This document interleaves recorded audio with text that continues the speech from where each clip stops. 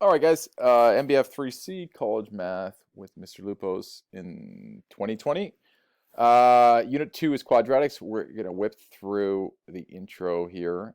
And again, this video is mainly for the at-home work that is at the back of this. So we're looking here, what is a quadratic relation? What's it look like?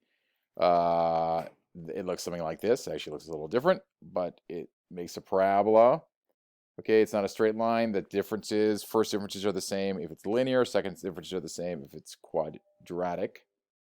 Then we have some terms here, quadratic, linear. The difference, a parabola is the shape. The vertex is the top or bottom part, right? So there's your vertex, there's your parabola, and there's your quadratic relationship that looks like a parabola when it's graphed.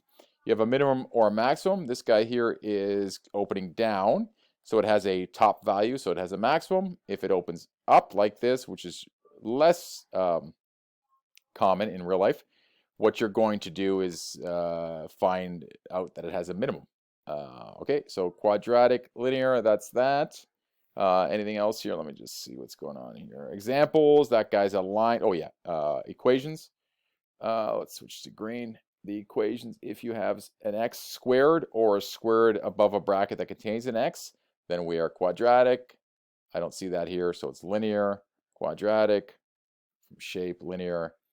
We have the real world problem, real world word problem here. And what you do for any of these, we did this in class, but what you do is you sub in the 2 into here. So it'll be minus 5, 2 squared, or times 2 squared plus 20 times 2 plus 1.5, and that'll get you this. And when you have a squared variable, you're going to end up with a quadratic, and then we go from there. Okay, so we did all this in class. We had some practice there. Again, you have the x squared, some key terms here that are going to come up. There's your parabola. We would put arrows here. This is your x and your y axis. So let me put those in yellow for you. I wish that was straighter, but it's not. We're going to have to move on. Anyway, so your parabola looks like this. Some key components of the parabola. There's your vertex. We already talked about that. Where it hits the x-axis are the zeros or the roots or the x-intercepts. Where it hits the y-axis, so this guy here is the y-axis here. Where it hits the y-axis, that's down here in this case. So where does it hit the y-axis? It hits here. That is called the y-intercept, so we'll get to that in a bit. And the vertex has an optimal value, so that's as low as it goes. In this case, it has a minimum.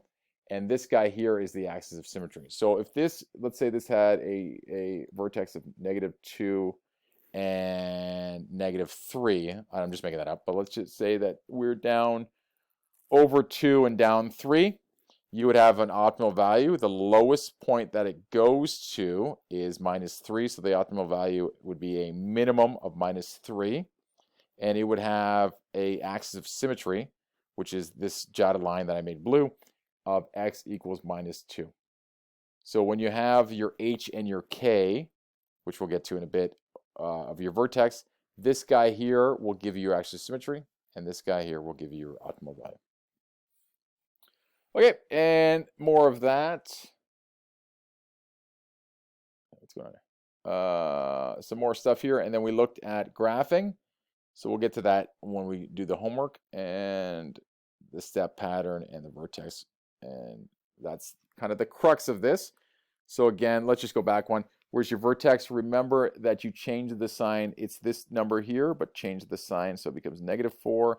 And then the number outside, which is +6, goes here. Your step pattern is going to be 1, 3, 5 times a, or whatever's in front here. Okay, so remember that this version of the parabola is this. Okay, so your h goes here, so change that sign. Your k goes there, and a is the number in front of the bracket. In this case, it's negative or -1. So you go -1 times 1, 3, 5, but we just do 1 and 3. So your step pattern is -1, -3.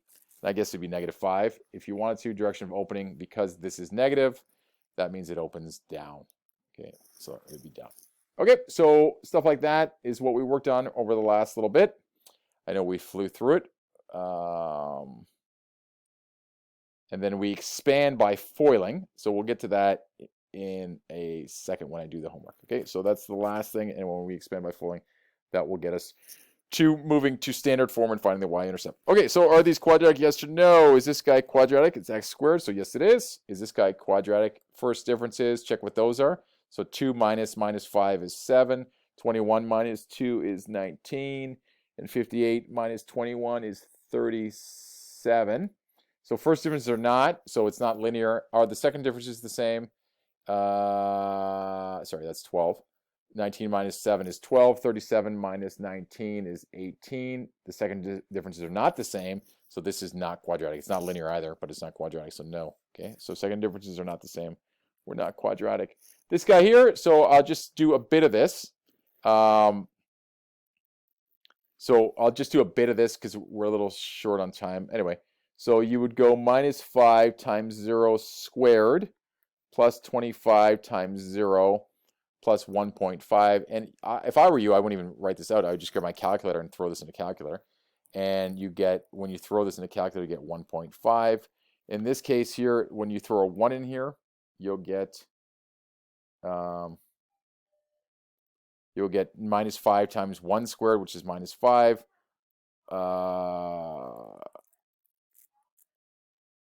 So this is minus 5, sorry, plus 25 times 1, which is 25, plus 1.5. So this will get you 21.5, I believe. And then you'll keep going, and you'll graph this, and you'll realize that it is in fact a quadratic relationship. It'll do something like this to make a parabola. Okay, so something like that, very straightforward. But you'll be expected to do substitution in an equation. And then graph. I'll give you a graph. I should have given you a graph here, but you'll get a graph to work on that. So here we're looking at the vertex, and then we're going to talk about if A is positive or negative. So this is pretty straightforward. The vertex here is going to be minus 3, minus 1. Okay, so I'm over 3 to the left, down 1, so minus 3, minus 1. This guy here is going to be minus 3, and then I've gone up, so the vertex here is 3. Both of these open up, so my A is positive. My A is positive. These open down, so my A is negative. My A is negative. Okay, so negative A. And the vertex here is going to be 1, 2. So I'm right 1 and up 2. And the vertex here is, again, I'm right 1, but now I'm down. What is that? 6. So these are one of those 2, 4. Yeah, we're going by 2s. I don't like these scales. Oh, no, we're not. That's a 6. Oh, I'm sorry. That's a 6. I thought it was an 8. That's 5. Minus 5. Okay, so you're probably yelling at your screen right now. That's fine. I can take it. Is that right? Minus 5? Yes. Okay. Okay, now we're going to do graph. So now we get to the good stuff. So I'm excited. So I'm going to switch to this lovely mauve. My vertex is 2, 5. Change that sign. Leave that sign. So I go over 2, 1, 2, and I go up 5, 1, 2, 3, 4, 5. And I didn't do a good job planning this. So my step pattern is A times 1, 3, 5. So A times, so 4 times, 4 times 1, 3, 5. So 4 times 1 is 4. 4 times 3 is 12. So my first step is over 1, up 4, 1, 2, 3, 4. And my next step is over 1, up 12, which obviously doesn't fit. So that's fine. If this happens, just draw the 1 here, and then draw the mirrored point, which is here, and then come down and connect them. Okay, so excuse my drawings. My pen didn't do the best job. Let me fix it up for you. So it looks something like that. Something like that. Okay, 2, 5, and then over 1, up 4. Okay, hopefully this one fits better. It does. Okay, so let's go to red. Maybe the problem was using the mauve. Let's go to red. 6, negative 1. Change the sign, leave the sign. So over 6, 1, 2, 3, 4, 5. 1, 2, 6. And then down 1. So my vertex is right here. I can kind of ignore all this. I shouldn't have done that. Getting used to this new pen.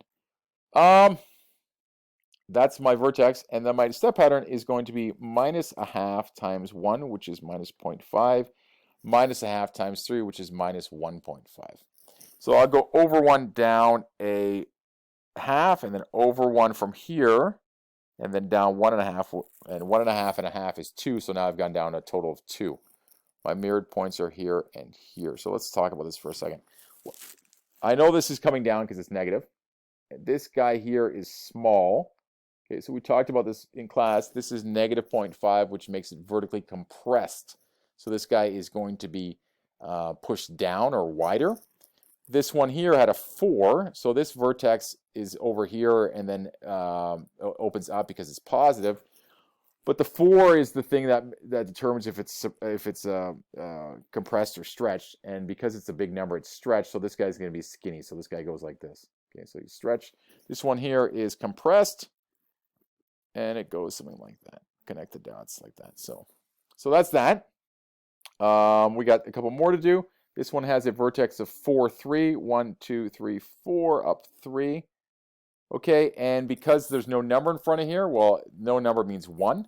So it's just over 1, up 1, over 1, up 1, 2, 3, and then the mirrored point. So again, let's go over that. I go over 1, up 1. That's my first step.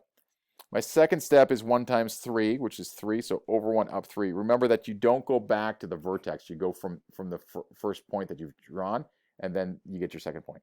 So those are the 2 points on the right. We have an axis of symmetry right through here, which means that it's symmetrical, which means that these points here are mirrored. You connect the dots, draw some arrows, and you're good. This one here is a vertex of -2 and 4, so I go -2 and up 4, 1, 2, 3, 4, somewhere around here. Not somewhere around there, right there. And then my step pattern is -3 times 1, which is -3, -3 times, so let me write that out. So I got this for my step pattern, and again 5, but we ignore it for the sake of drawing points. You don't need all that. So -3 times 1 gets you -3, -3 times -3 gets you -9. So I go over 1, down 1, 2, 3, and then from here I go over 1 and I go down 9, which gets me here. Okay, so you can count them, but that's right, I think. And then you draw the mirrored points here, and be careful, it's a little harder here. And then I'll do my best with this pen. It's a little difficult, but I'll connect the dots, draw the arrows, and you're done. Stretched because it's a bigger number, but because it's a negative bigger number, it's going to be stretched down. So hopefully that went okay with you. The last thing we're going to do is some expanding and some foiling. So what I'll do is, I'm a little short on time in this video, so I'll just show you real quick how to foil here. This times this, this times this, this times this, and this times this. So you would get x squared. This one, that's a squared. Ignore that negative there. Plus 3x minus 3x minus 9.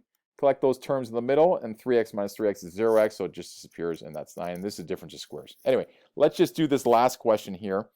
And what you're going to do is you're going to leave the 3 there, and you're going to foil this x minus 6 out. So you got x minus 6 times x minus 6, and then you have a plus 4. So when you foil, you're going to go x times x is x squared. So the 3 stays in front still. And what we're doing here is we're changing this from vertex form to standard form to get the y-intercept. So x times x is x squared minus 6x plus 36. Now, some of you might be able to do that a little faster, and that's great. Collect those terms. You get 3x squared minus 12x plus 36, all plus 4. So they stay, 3 and the 4 stay where they are. Then you take this and you distribute the 3 over those 3 terms. So 3 times x squared is 3x squared. 3 times minus 12 is minus 36x. And 36 times 36 times 3 is what? 108, I believe. I think that's right. 36 and 36, 72, and 36. Yeah, that's right. Okay, and then plus 4. The last thing you're going to do is these last 2 things are going to be collected. So the 4 finally gets to be part of this. And that's a squared.